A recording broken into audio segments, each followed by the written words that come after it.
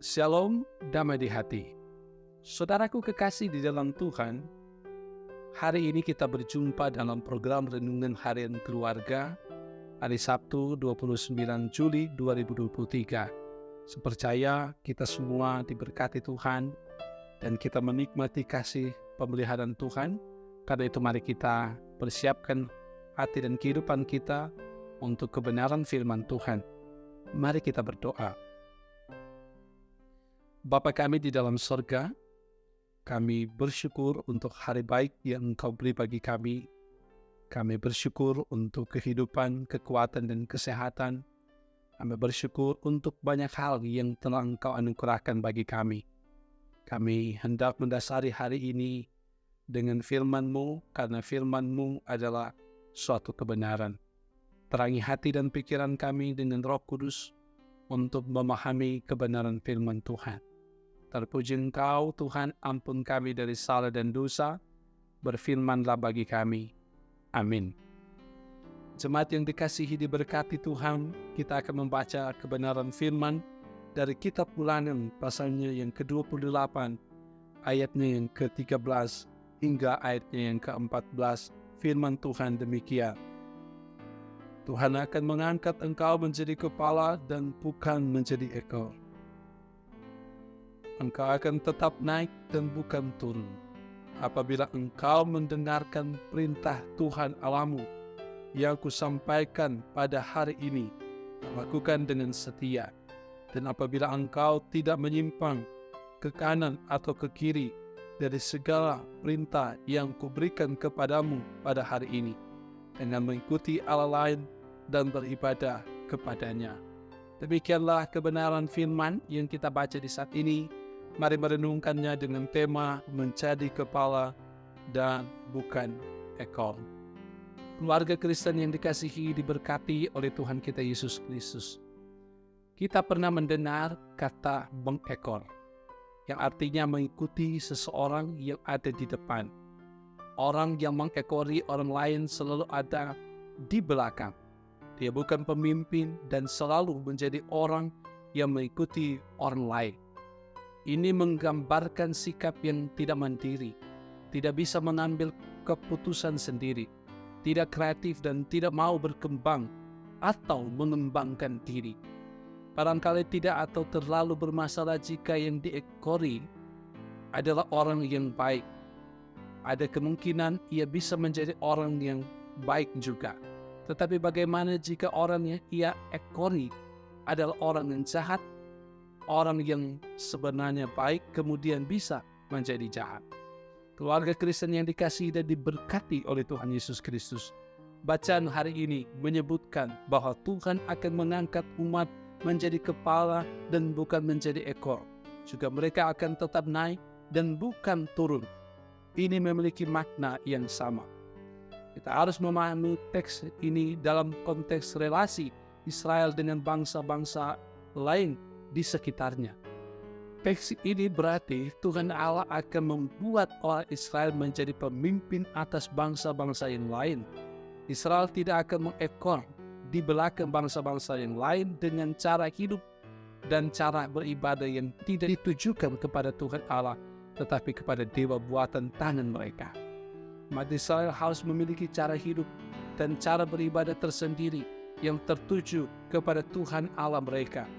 Tuhan Allah membuat mereka berbeda karena Dia adalah Tuhan Allah Israel dan Israel adalah umatnya.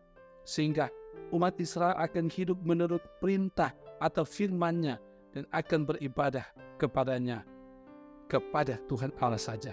Mereka akan memimpin bangsa-bangsa yang lain untuk hidup dan beribadah kepada Tuhan Allah saja, bukan kepada dewa-dewa buatan tangan manusia.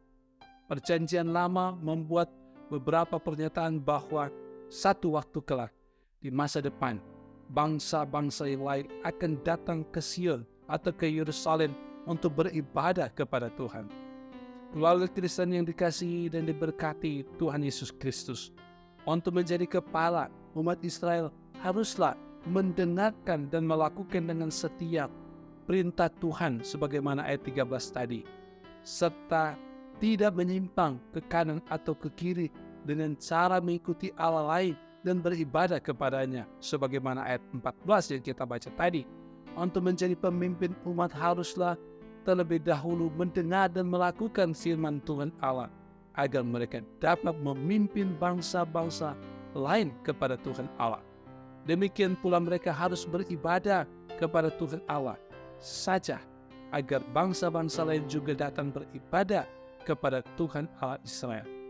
Jika umat menyimpang ke kanan atau ke kiri, mengikuti dan beribadah kepada Allah lain, itu berarti mereka bukanlah pemimpin atau kepala, tetapi ekor. Itu bukan kehendak Tuhan Allah bagi umatnya. Karena itu, sikap hidup dan ibadah Israel haruslah benar-benar diperhatikan agar sesuai dengan kehendak Tuhan Allah. Mereka adalah kepala dan bukan ekor. Keluarga Kristen, bacaan saat ini mengajarkan bahwa kita harus memperhatikan cara hidup dan beribadah kita. Hendaklah hidup dan ibadah kita ditujukan kepada Tuhan Allah saja dan bukan kepada Allah-Allah lain yang telah mengambil banyak bentuk di dunia postmodern ini, seperti uang, kekuasaan, ilmu pengetahuan, dan teknologi. Beberapa guru pernah mengatakan bahwa ada kecenderungan anak-anak kita jatuh ke dalam sikap ateisme agnostik. Mereka terlalu mengagungkan ilmu pengetahuan dan teknologi dan mulai melupakan serta meninggalkan Tuhan Allah. Menjadi tanggung jawab kita bersama untuk menolong anak-anak bertumbuh di dalam iman kepada Allah yang Maha Kuasa. Membaca Alkitab bersama sebagai suatu keluarga dapat menjadi salah satu cara untuk menolong anak-anak bertumbuh di dalam iman kepada Tuhan Allah di dalam Yesus Kristus. Semoga kita dapat melakukan itu dalam tuntunan kasih Tuhan. Tuhan memberkati. Amin. Mari berdoa. Bapa di sorga, kami menyadari bahwa begitu banyak tantangan modernisasi saat ini yang seringkali membuat iman kami goyah, yang seringkali membuat kami kurang percaya kepada Tuhan Allah. Karena itu, di saat ini dengan kebenaran firman Tuhan, kami bersyukur kami diberikan pencerahan dan diberikan penguatan iman untuk terus percaya sungguh kepada Allah Sang Pemilik kehidupan ini di dalam Yesus yang adalah Tuhan dan Juru Selamat kami, bahkan selalu bersedia untuk dituntun dalam pekerjaan Roh Kudus. Terima kasih Bapa atas pencerahan firman-Mu. Kami mau hidup bertekun di dalam Tuhan, karena ada janji penyertaan Tuhan, janji berkat yang Tuhan beri bagi setiap umat yang mendengar dan melakukan firman dengan setia.